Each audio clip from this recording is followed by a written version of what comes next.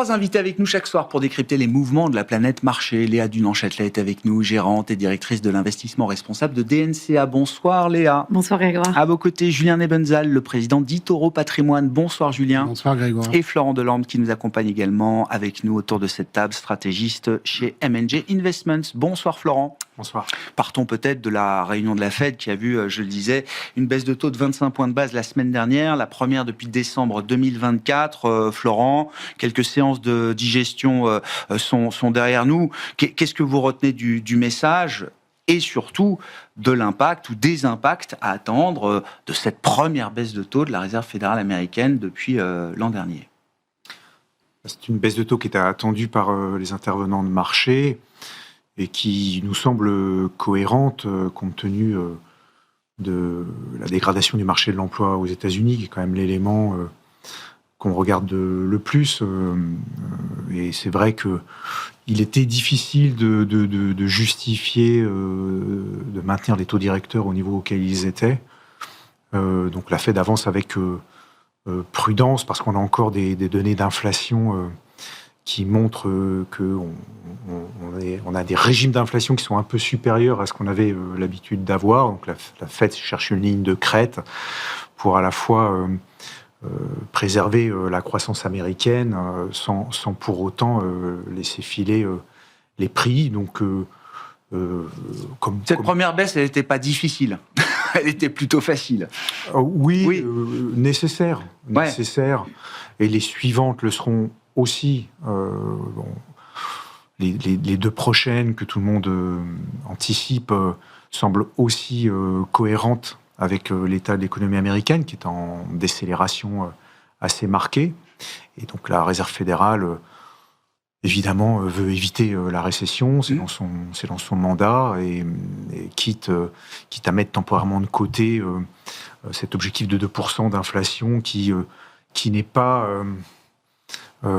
si impératif que ça, puisqu'en réalité, compte tenu du stock de dette de l'État américain, il serait plutôt raisonnable d'avoir des régimes d'inflation un peu supérieurs à ce qu'on avait l'habitude d'avoir d'un point de vue strictement économique. Ça ne poserait pas de problème majeur aux entreprises. C'est plutôt l'inverse d'ailleurs, avoir entre 2 et 3% d'inflation en soi, c'est pas un vrai problème. Et ça permet quand même, dans la durée, de contribuer au désendettement de l'État fédéral. Donc ça semble être un régime assez efficient. On essaye de préserver la croissance et maintenir un petit peu d'inflation, même si ça c'est pas dit en ces termes. Ouais. Ça nous semble cohérent. Non, voilà. eux, ils s'attachent quand même au mandat. Voilà, exactement. Quand bien même il est double, mais il y a quand même un objectif de stabilité des prix autour de 2%. Ça veut dire quoi? Ça veut dire que la Fed essaye aussi de préserver, alors c'est l'économie d'abord, mais pour les marchés, ça veut dire que la Fed préserve un espèce de sweet spot pour des actifs risqués, pour le marché action américain, par exemple, Florent? Oui, il nous semble que la séquence de baisse de taux vers laquelle on s'oriente va soutenir. Ça ne va pas être un signal négatif pour les investisseurs? Non, dans la mesure où on y va par palier de 25 points de base et qu'on reste quand même à des niveaux de taux directeurs assez élevés. Pour nous, c'est pas du tout un signal négatif, c'est plutôt le signe que la Fed sera en soutien dans une séquence de ralentissement de l'économie américaine.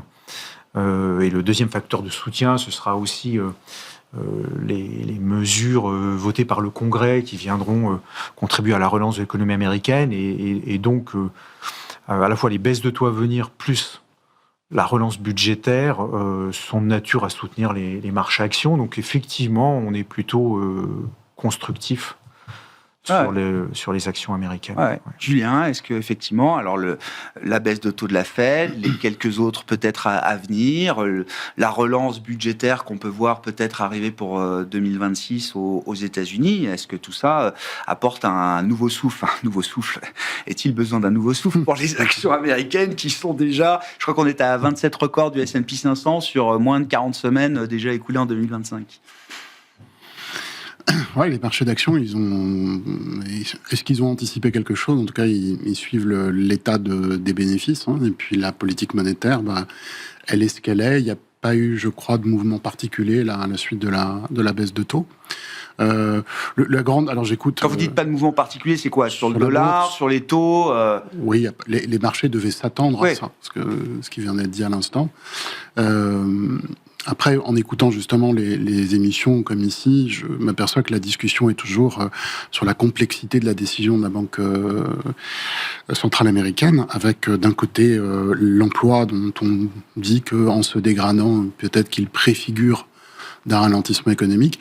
Je suis un peu surpris parce que l'emploi est plutôt un indicateur retardé, mais je laisse ça, je pose juste ça comme idée. Et puis l'inflation qui ne baisserait pas, la réalité c'est qu'elle ne baisse pas, et que ça rend l'équation complexe. Moi je trouve que ça rend l'équation relativement simple, personnellement. Ouais. Et je pense que Powell, moi j'ai pas l'impression que ce soit si stressé que ça. Alors c'est vrai que le président Trump ne le ménage pas, mais je pense qu'il a justement deux forces contradictoires et que ces forces sont en train de travailler. Et que la décision qui a été prise là, c'est une décision, je pense qu'on peut qualifier de prudence. Je dirais gestion du risque. Moi, je ne pense pas que ce soit un pivot. Personnellement, je ne l'anticipe pas comme un pivot. Alors, j'ai des raisons. C'est la position de tout ça à l'intérieur du cycle économique, du cycle de l'inflation, etc. Et du cycle géopolitique. Pivot, ça voudrait dire quoi pour vous, Julien? Que la Fed va aller en accommodation, en soutien d'une économie chancelante, voire en contraction. Ouais, succession de baisse de taux. D'accord. Pivot, c'est la perspective d'un cycle relativement long de baisse de taux. C'est les 300 points de base que demande Donald Trump. Ce que je dis, bon, c'est peut-être... Mais j'étais fin 2022, début 2023... En avril 2022, les taux commencent à monter. Oui. Ça s'arrêtera en juillet. Oui. Et à partir de début 2023 et jusque quasiment fin 2024, tout le monde anticipe une récession aux États-Unis. On anticipe une baisse de taux, parfois 6, 7, 8, 9. Oui, bien sûr. Ça ne se passe pas. Hein. Oui. Mais on a passé 1 an et demi à... Et pour ma part, je ne pouvais pas l'anticiper, ça, de récession et surtout de ce nouveau cycle de baisse de taux, parce que le cycle économique, dans justement la lecture de Kitchin, c'est-à-dire les cycles de 3 ans et demi en moyenne, le point bas était autour de fin 2022. Ce qui veut dire que ce qui était devant nous, c'était une partie d'ascension du cycle économique. Or, on avait une hausse de taux. Mais on n'est pas habitué, et elle est atypique, on n'est pas habitué à avoir une hausse de taux depuis un point bas d'activité économique. C'est ça qui rendait la chose très délicate. Et là, en ce moment, on pense à une baisse de taux, on anticipe une baisse de taux au motif qu'il y a un ralentissement, mais on est encore dans les conséquences de l'ascension. C'est-à-dire que le point bas de l'activité économique ne peut pas se situer avant la fin de l'année prochaine. Alors, il peut se situer pour des raisons diverses avant ou après. Je n'ai pas de boule de cristal. Mais les vraies indications ne peuvent pas être là. Et moi, je trouve qu'elles ne sont pas là. Puisque l'inflation reste solide, le taux de chômage reste bas. Et s'il y a un problème sur le marché de l'emploi, à nouveau, c'est une indication, pour moi, qui est retardée. Donc, le commentaire que je ferai là, c'est de dire Powell... Il avait un job dans son mandat, c'est la normalisation de la politique monétaire sans casser la machine. Je crois qu'il l'a réussi. Et aujourd'hui, il se situe avec une marge de manœuvre en termes de taux et des marchés actions et une économie solide. Ça veut dire que tout le travail de Powell et de ceux qui vont parler là dans le sillage de la réunion de la semaine dernière va être quand même de faire comprendre au marché que d'anticiper trop de baisse de taux, c'est peut-être pas approprié aujourd'hui. Oui, alors il va essayer d'en retirer un petit peu de ce que le marché anticipe aujourd'hui. La fameuse expression, je ne sais plus si c'est de Mazarin ou de Richelieu, je serais tenté de dire que c'est Mazarin, on ne sort de l'ambiguïté qu'à son détriment. Donc, je pense que l'ambiguïté va persister pour une raison simple, c'est que les deux forces s'opposent et que gesticuler n'a pas spécialement de sens. Maintenant que le marché anticipe des séries de baisses de taux, c'est une hypothèse qui se comprend. Je dis juste qu'en termes de cycle, ça ne me paraît pas encore logique. Ça me paraît arriver plus tard que les cycles qui viennent. J'entends. Comment vous avez interprété effectivement cette décision très commentée déjà de la Réserve fédérale américaine chez DNCA, Léa, et par rapport au pricing de marché? C'est vrai que le marché attend toujours plus de baisse de taux, et je crois que ce point de vue-là, même après la réunion, les choses n'ont pas beaucoup évolué. C'est-à-dire encore 2 baisses cette année, le FOMC le signale lui-même, et peut-être 3 encore au cours de l'année 2026. Ah oui, la problématique que l'on a finalement aujourd'hui, c'est qui va l'emporter à la tête de la Fed dans les 6 prochains mois. Alors, c'est comme ça qu'on va avoir la réponse à l'ampleur de la baisse des taux. Et je pense que déjà, le signal qui a été donné par Jérôme Powell était très intéressant parce qu'il a quand même formulé une certaine inquiétude quant à l'inflation, qui est quand même le sujet de fond. Et je crois que beaucoup nous l'ont confirmé dans les discours entreprises, mais également politiques de ces 3 derniers mois, l'impact des tarifs douaniers est malheureusement pas du tout encore présent dans l'économie américaine. Et donc, des estimations, 40% des droits de douane ont été passés aujourd'hui. C'est-à-dire qu'il en reste une bonne majorité qui n'ont pas encore été retranscrits dans des prix finaux pour le consommateur ou les utilisateurs. Et d'une part, ceci, et puis c'est pas sur une année pleine. Et donc il faut vraiment se positionner maintenant comme une économie qui a fait ses annonces, et la plupart des négociations sur ce sujet-là ont eu lieu pendant l'été. Donc l'effet plein de ces augmentations de prix n'arrivera pas avant 6 mois. Et donc Jérôme Powell nous dit tout simplement vigilance, parce que si à cause de ça on a une surchauffe de l'économie dans les prochains mois et qu'on s'est amusé quelque part à baisser un petit peu trop rapidement les taux, on risque d'avoir des swings un peu dangereux. C'est la position rationnelle de l'économie. Et de ce point de vue-là, je pense que Jérôme Powell a réussi à faire ce qu'il fallait pour aller dans le sens de Trump, d'une part, son président, mais également de ce que les marchés pouvaient anticiper. Et d'ailleurs, ils n'ont pas réagi parce que c'était complètement anticipé. Ouais. Maintenant, je pense que la vraie fenêtre, c'est celle de la nouvelle mandature à la tête de la Fed et de ses marges de manœuvre vis-à-vis de ce que demande le président. D'accord.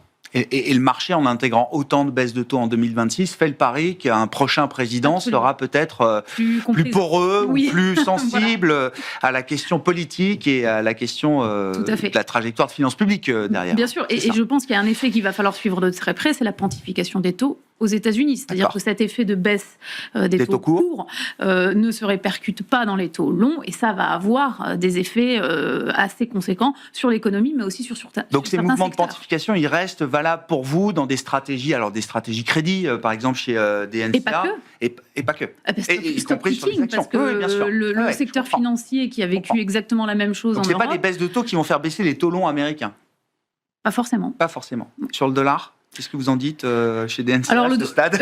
Le dollar, c'est plus compliqué parce qu'effectivement... Ne vous inquiétez pas, je vais poser la question. Oui, aussi, je laisse les spécialistes. Non, mais c'est vrai qu'un atterrissage autour de 1,20, 18, 1,20, c'est ce qu'il y a après dans les modèles de tout le monde.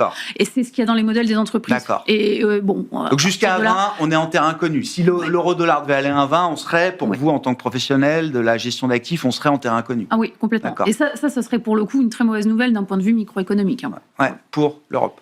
Pour l'Europe, bien sûr. Et puis, tout simplement, pour la perspective aussi de toutes ces entreprises européennes qui sont très présentes aux États-Unis, qui auraient un peu la double peine. C'est la double peine.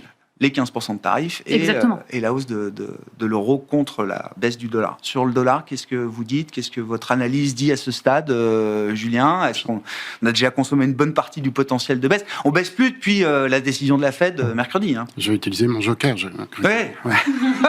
J'ai travaillé sur beaucoup de modèles en économie et en finance, avec des taux de réussite au sens où les modèles sont prédictifs de 80%. Sur le dollar, je n'ai rien atteint du tout.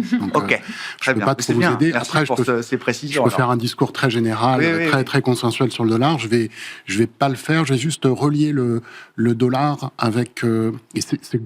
qui va donc dire que je suis quand même pas très positif sur l'évolution du dollar, c'est qu'on a 15% en gros, de tarifs douaniers. Oui. On rajoute 15% de dépréciation depuis Trump, on est à peu près à 30%. Et ça, c'est la définition du nouvel ordre que veulent les Américains.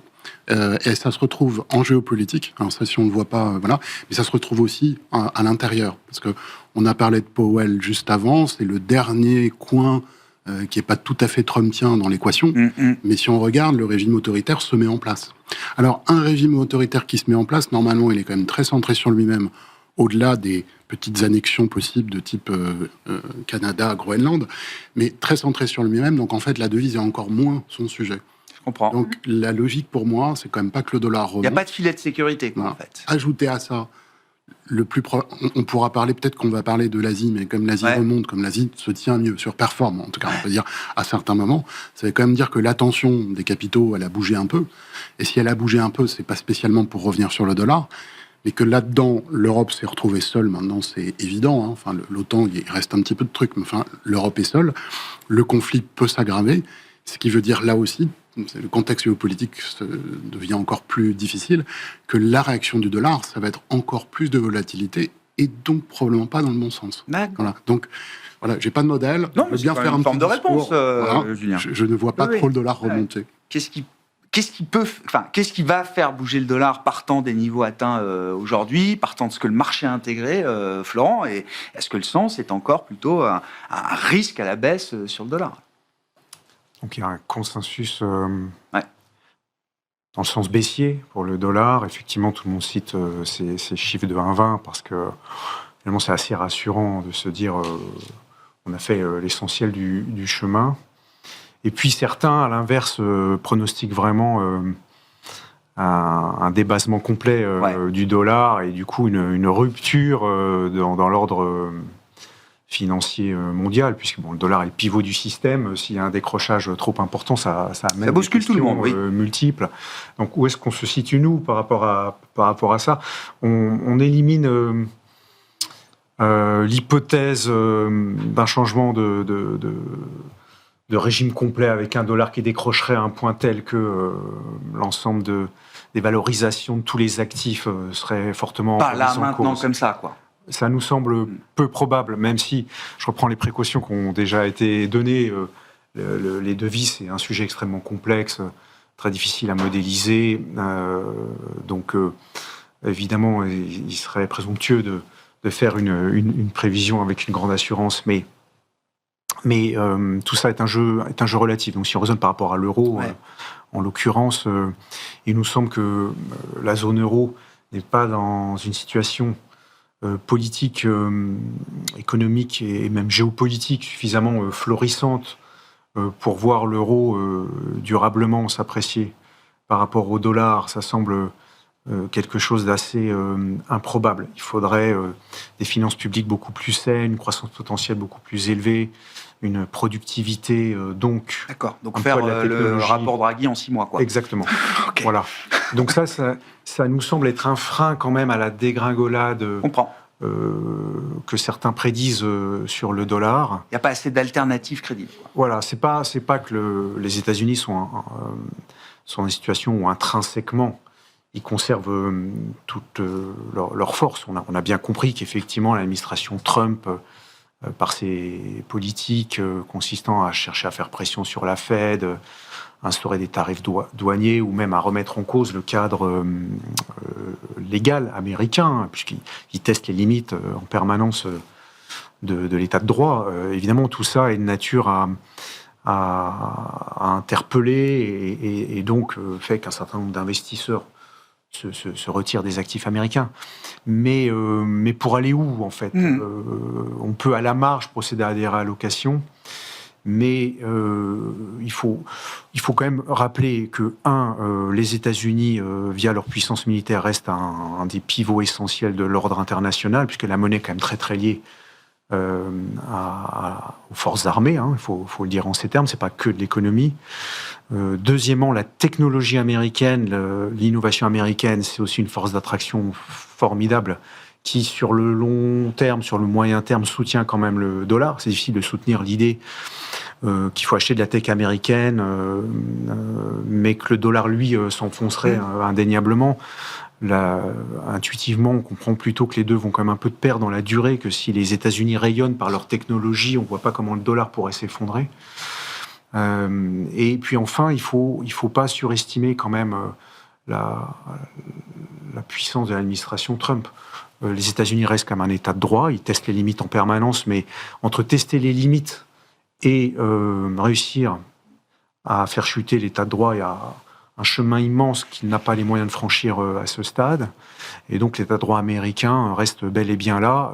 Donc c'est suffisamment de garde-fous pour rester confiant dans l'économie américaine. La tech américaine, elle garde évidemment tout son pouvoir d'attractivité. L'affaire des visas H-1B, c'est nature à fragiliser aussi peut-être l'intérêt que les investisseurs peuvent avoir pour des grandes valeurs technologiques américaines. Limiter la capacité des talents à venir travailler pour la tech américaine, c'est... Ça peut saper aussi ce qui a fait justement l'essor et la gloire de cette même technologie américaine. Alors, 2 questions. Donc, la technologie américaine, on est tous d'accord pour dire qu'effectivement, on touche quand même les niveaux supérieurs de valorisation. Un marché est tendu, il n'y a pas beaucoup de place pour mieux valoriser ça. J'ai vu qu'il y a 34% des entreprises du S&P 500 qui sont valorisées plus de 10 fois leurs ventes. Voilà, on parle des ventes. Tout à fait. Voilà. C'est pas mal. Voilà. Mais en même temps, quand on lit les multiples études sur les perspectives de développement d'intelligence artificielle et de tout l'écosystème qui entoure l'intelligence artificielle, des chiffres d'affaires qui progressent de 30% par an, ça semble être quelque chose qui est assez validé par les multiples spécialistes du domaine. Donc oui, les valorisations sont tendues, mais ça ne semble pas complètement aberrant compte tenu de la révolution technologique. Et donc on peut se permettre de mettre un visa H-1B à $100 000 au lieu de quelques centaines précédemment. Alors, donc effectivement, je crois qu'il serait imprudent de considérer qu'il y a une super bulle sur la tech américaine et qu'il faut s'en tenir à l'écart. Okay. Sur la question précise là, qui anime les débats depuis 24 heures, en réalité, $100 000, c'est assez peu si on est convaincu qu'il y a vraiment un spécialiste de très haut niveau. Pour recruter une star d'IA, c'est 100 millions aujourd'hui. Voilà,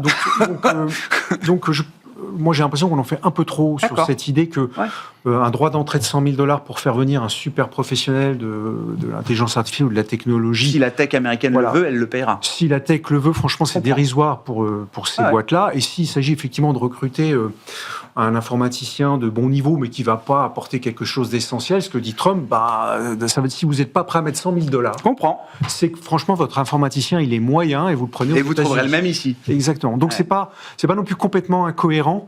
Encore une fois, $100 000, c'est rien si vous voulez avoir une superstar. Il y a le signal et puis la réalité des choses. Alors c'est vrai que le signal surprend un peu tout le monde, y compris la tech américaine. On a vu des boîtes de consulting, etc., baisser quand même sur la nouvelle, qui font appel à beaucoup d'Indiens, notamment, qui sont les premiers à profiter de ces visas-là. Mais sur cette affaire-là, c'est un peu démagogique effectivement comme mesure. Moi, ce qui m'intéresse dans ce qui a été vous pouvez estimer à 14 milliards au regard des nouveaux visas que délivre chaque année l'administration américaine. Tout est bon pour ramener de l'argent dans les caisses. En tout cas, de ce point de vue-là, la politique de Donald Trump est très claire.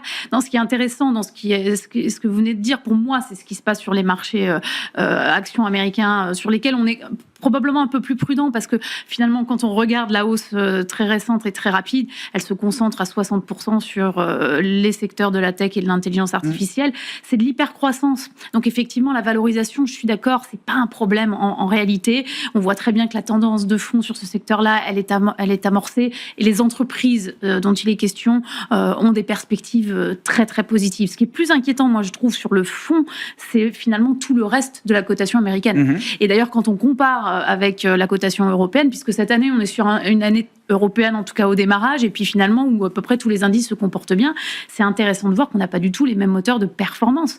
En Europe, nos moteurs de performance se concentrent sur deux secteurs pour 80% de la performance, les financières et la défense. On joue un plan de relance.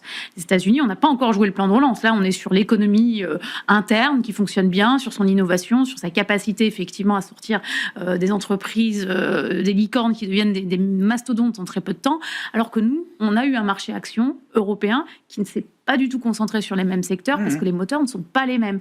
Et c'est là où finalement cette notion, parce qu'on parlait de l'euro-dollar, va devenir un peu cruciale, en tout cas pour l'Europe, parce que les industries qui fonctionnent aujourd'hui en Europe sont très dépendantes. Là, ce dont on parle, finalement, ces entreprises américaines-là, elles ne seront pas impactées par l'effet de devise. Ce n'est pas un sujet.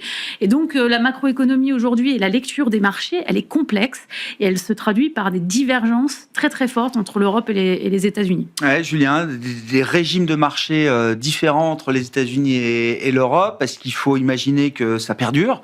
Est-ce qu'il y a des risques asymétriques désormais sur le marché américain qui amènent de la prudence ? Est-ce qu'il faut envisager, je sais pas, des rotations, des grands mouvements de rotation un peu de fonds qui permettraient, alors à la logique indicielle, de se poursuivre ?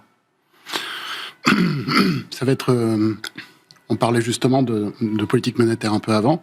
Ça va être difficile de faire des estimations là-dessus, à mon avis, parce que En plus, il y a une fragmentation monétaire très claire maintenant. Il n'y a plus du tout de convergence. Une désynchronisation des politiques monétaires. Qui aboutit à une fragmentation, à mon avis.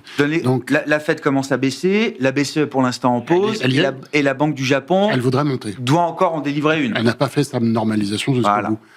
Donc quand on voit toutes ces choses-là, on sait que d'un rythme économique, on est différent, et d'un rythme financier, on est forcément différent, puisque les taux sont différents et les perspectives de taux sont différentes.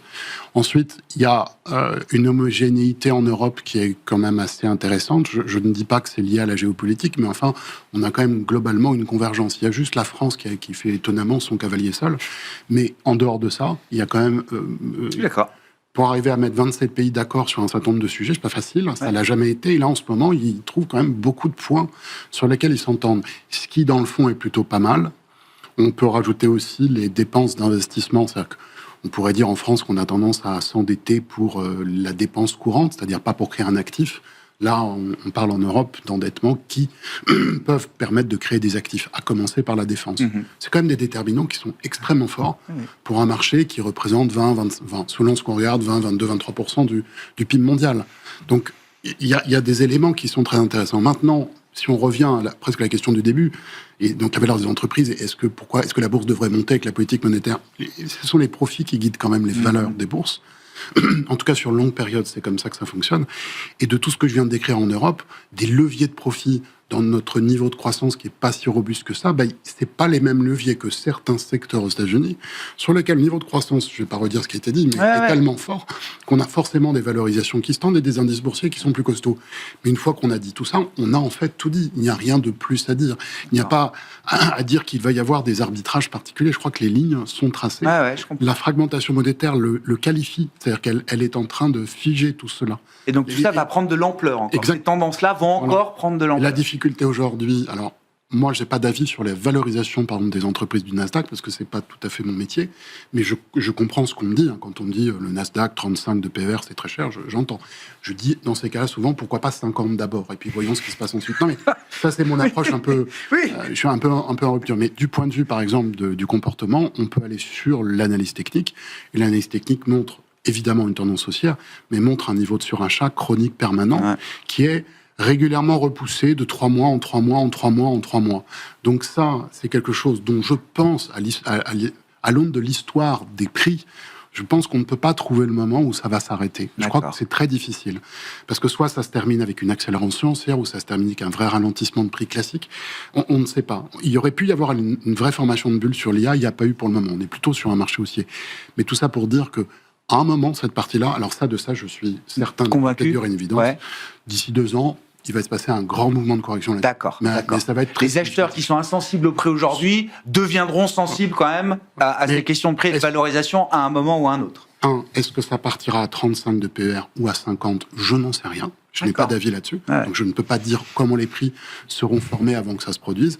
Mais ce que je sais, c'est que ce niveau de surachat et le contexte que je décris, normalement, serait résorbé. Et je termine juste en disant pourquoi aussi je suis plutôt à l'aise avec ce genre de scénario, c'est que point bas fin 2022, début 2023 de la croissance, cycle de Kitchen, prochain point bas de l'activité économique américaine, fin d'année prochaine, plus ou moins 6 mois.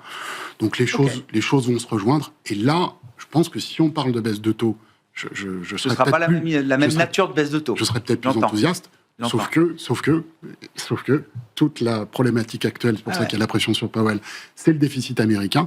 Et où est-ce qu'il sera à ce moment-là ? Ça va être encore une autre question. Donc rien n'est simple en la matière. Sur les émergents, qu'est-ce que vous dites, Julien ? Il y a quelque chose qui est en train de prendre forme, de se construire. C'est des actions qui surperforment, emmenées notamment par la Chine. Et dans les actions chinoises, c'est l'effet tech chinoise qui semble l'emporter.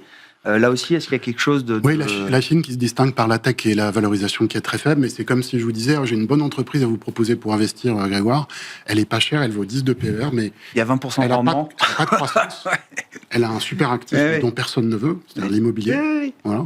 Donc, vous allez dire, ça peut tourner, ça tourne que ça vaille pas très cher. Non, mais c'est normal que ça vaille pas très cher. Donc, fragmentation monétaire, isolationnisme américain, situation problématique géopolitique de l'Europe qui pourtant se construit là-dedans, donc avenir à moyen long terme, d'accord, mais c'est normal que des capitaux se dirigent, ce que je disais tout à l'heure, se dirigent vers cette zone. Et je rajoute à ça un petit truc géopolitique, mais pour moi qui a du sens, quand on voit la Chine, son défilé militaire, avec en gros tous les pays dits du Sud global qui sont derrière, c'est quand même une manière de dire je suis votre parapluie. Donc ça veut dire que toute cette zone-là qui était présente là, elle est quand même très à l'écart de toute la problématique créée par Trump, du changement du nouvel ordre mondial qu'il veut. En tout cas, les Chinois essaient de créer leur propre parapluie économique. Il y a la Pax China versus la Pax Americana. Voilà. Et donc, c'est pas si mal pour les investisseurs de se dire on va mettre un peu plus d'Asie. Je terminerai juste pour dire que la pondération, à ma connaissance, de la Chine dans les portefeuilles internationaux est très en deçà de ce qu'elle pourrait être. Pour des raisons, il n'y a pas de croissance démographique, pour toutes les bonnes raisons. Mais il y a quand même de la place. Puis des secteurs tech qui ont été quand même fracassés dans la période Covid, il faut s'en souvenir, où on voyait les patrons de la tech disparaître les uns après les autres. Sur les actions émergentes, et notamment asiatiques, et en particulier chinoises, qu'est-ce que vous dites chez M&G, Florent? Est-ce qu'il y a matière à être constructif? L'autre jour, un invité me disait, on n'a peut-être pas vu un alignement de planète aussi intéressant pour ces actifs-là depuis très longtemps.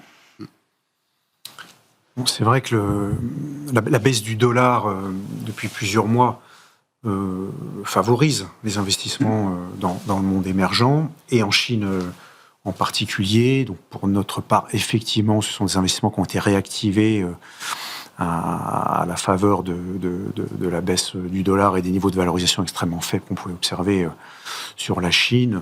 Maintenant, évidemment, on a quand même une base d'investisseurs qui sont des investisseurs européens et pour lesquels la diversification vers les marchés émergents reste quand même à la marge. Donc, on peut difficilement aller très très loin. D'autant plus qu'il faut quand même pas perdre de vue tout ce qui nous avait fait quitter la zone il y a quelques années, à savoir effectivement l'incertitude politique et juridique qui entoure les investissements là-bas. Et de ce point de vue-là, quelques années après, on n'est pas rassuré. Il y a eu des annonces, des promesses, une manière de faire peut-être aussi un peu différente vis-à-vis de la tech en particulier. Xi Jinping accorde quand même de l'importance à la tech aujourd'hui. Il a fait revenir Jack Ma, etc. Suffisamment rassuré pour reconstituer une position. Mais de là à dire que c'est un écosystème où on investit parfaitement sereinement, c'est quand même compliqué, puisque c'est un lieu commun que de dire qu'effectivement on a un déploiement d'une rivalité géopolitique et militaire entre le monde occidental d'un côté et la Chine de l'autre, et que on ne sait pas où cette rivalité va nous mener. Donc on ne peut pas se tenir à l'écart de ce monde asiatique et notamment chinois, puisqu'il y a aussi une effervescence technologique. Donc au regard de ce que j'ai pu dire tout à l'heure, ce serait quand même surprenant, uniquement sur la base de craintes juridiques ou géopolitiques, de se couper complètement du bouillonnement technologique chinois qui est indéniable et formidable. Mais c'est vrai qu'on est quand même toujours un peu limité par ce conflit larvé entre la Chine et les États-Unis. Léa, qu'est-ce que vous en dites chez DNCA sur l'aspect émergent, l'aspect Chine, avec encore une fois, une dernière prise de parole de Xi Jinping. Alors, on a les reportings toujours un peu en décalé, mais il veut s'attaquer désormais, alors ce qu'ils appellent l'involution, c'est la concurrence improductive. Ils sont en train quand même d'essayer de bouger certains paramètres en se disant la concurrence c'est bien. Je ne sais pas combien il y a de constructeurs automobiles en Chine, ils sont peut-être 200 ou 250. Évidemment, ils n'ont pas vocation à tous rester en vie. Donc ça crée quand même toujours cette problématique de surproduction, de déflation, etc. Donc on a l'impression qu'ils essayent de bouger ce curseur un peu structurel aussi d'une économie très productiviste, qu'il restera sans doute. Mais peut-être qu'il y a un réglage à trouver un peu différent. Oui, alors moi sur la Chine, j'ai pas un avis énorme, mais juste pour replacer dans le contexte, notamment des flux, du momentum, de la diversification, évidemment qu'il fallait retourner un petit peu sur cette région géographique qui ne représente pas grand-chose dans les indices. Il faut vraiment le rappeler parce qu'en fait, il est là le point de départ. Sur la politique effectivement chinoise, ils ne font que bouger des sujets structurels en fait.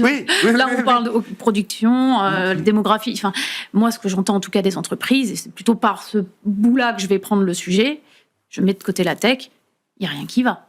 Enfin, fondamentalement, mon métier, c'est d'acheter des entreprises. J'ai aucun signal positif en Chine pour aller aujourd'hui investir sur une société dans les 5-10 prochaines années de manière sereine. Et j'ai mis de côté la tech.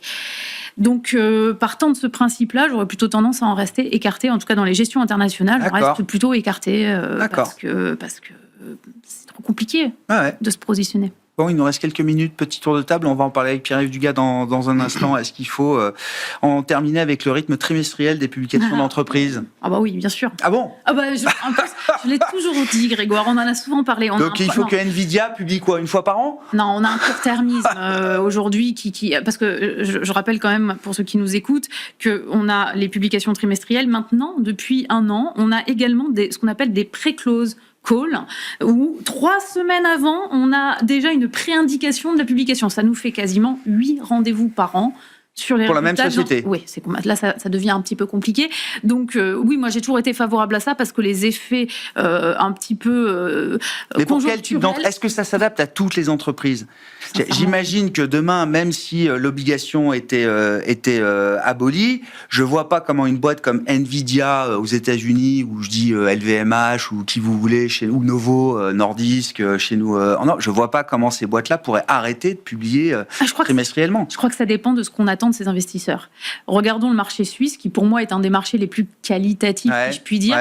Regardez les publications des entreprises suisses. En général, elles vous en donnent 2 par an. Si elles vous donnent des guidance à peu près clairs, c'est déjà un miracle. Elles sont toujours, en général, très, très prudentes dans leurs annonces. Et finalement... Est-ce que ça correspond à la nature de ces boîtes ? Une Nestlé, une Roche... Oui, non mais ce que je veux dire, c'est aussi le rythme d'activité de ces entreprises. Peut-être. C'est pas des... On peut le voir comme ça. Ouais. Mais je pense aussi que c'est parce que, justement, on se positionne sur des entreprises dans la durée. Moi, j'ai beaucoup de difficultés, effectivement, avec, encore une fois, l'approche court-termisme de certaines indications financières et la vision long terme et surtout la volatilité. Une banque, ça vous rassurait qu'une banque publie 2 fois par an ? Pourquoi pas ? Ah ouais ? Je sais pas.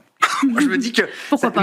Ma réponse, c'est que ça dépend quand même vachement des entreprises, du rythme de croissance, des risques aussi inhérents à leur secteur, etc. Oui, mais ça, c'est des indications qu'on peut avoir par ailleurs. Et d'ailleurs, pour clôturer pas besoin d'une publication officielle pour avoir cette communication financière et cette relation permanente avec le marché. Bien sûr. Et puis les gros effets... Il y a des relations investisseurs qui sont, dont c'est le job, j'entends. D'une part, et puis en plus, les gros effets conjoncturels, on va les avoir de toute façon. L'avantage, c'est qu'une publication, c'est la même information pour tout le monde au même moment. Oui, ça c'est sûr.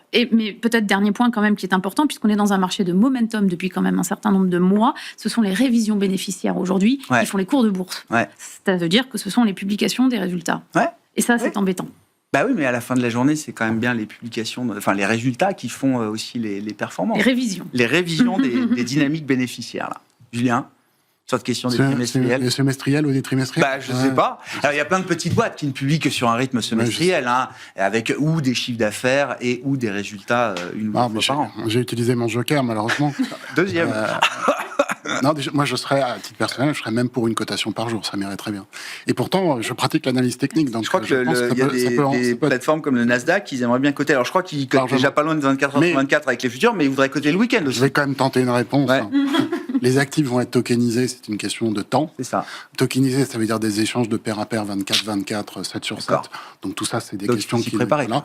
Mais je réponds à vos questions. Dans quelques années, je ne suis pas sûr, je me souhaite longue vie, bien sûr, mais je pense que l'intelligence artificielle aura tellement changé les choses que toutes ces questions-là sont aujourd'hui n'ont pas beaucoup de sens. L'intelligence artificielle va faire évoluer tout. On gère un entre-deux, quoi, c'est ça. Aux actifs, au marché, à tout ce qu'on veut. Ça devient des points réglementaires, ça. C'est quand est-ce que l'entreprise dit quoi ? On lui donne une fenêtre pour dire quelque chose. C'est l'accès à l'information. Ça va être ça. Donc c'est de la loi, c'est du droit. La fréquence sera déterminée par qui la déterminera, plus ou moins de fréquence. Mais tout va être géré très différemment de la manière dont on le gère aujourd'hui. Et ce sera un marché différent ou pas forcément ? Des 8 rendez-vous annuels pour une entreprise, dans quelques années, la donne sera moins Et ça changera la nature même du marché. Ce sera un marché complètement différent. Vous avez vu, on est passé des ordres physiques aux ordres électroniques, etc. Vous avez connu ces transitions. Ça change les dynamiques de marché ou pas forcément ? Il y a toujours des traces significatives, pas des artefacts, des traces significatives d'intervention humaine aujourd'hui, malgré tout ce qui s'est passé. Reste à savoir si, dans le cadre de l'intelligence artificielle, la manière dont, en gros, les prompts sont rédigés, c'est-à-dire ce qu'on nous donne en entrant, si la présence humaine et le comportemental restera toujours là. Je crois que oui, mais en même temps, je suis pas très sûr. Beaucoup de jokers dans cette émission, Julien. Florent, pour conclure sur effectivement, bon, c'est la question que pose Trump, évidemment, mais oui, est-ce que ça peut apporter quelque chose de différent? Un point qu'on a soulevé aussi en parlant de ça dans l'émission la semaine dernière, c'est que pour des boîtes qui sont pas publiques, peut-être que ce sont des standards qui sont un peu lourds à porter et se dire que moins de publications, ça peut aussi amener, comme aujourd'hui le private equity cherche des portes de sortie pour pas mal d'investissements, ça peut peut-être faciliter les passerelles entre le monde privé et le monde public des marchés cotés. C'était un point, mais... Sans doute. Après, la transparence, c'est quand même un point fort. Avoir tous les 3 mois des publications normées, savoir ce qui se passe, ça me semble pas être un inconvénient. Et ça conduit pas forcément à des erreurs stratégiques.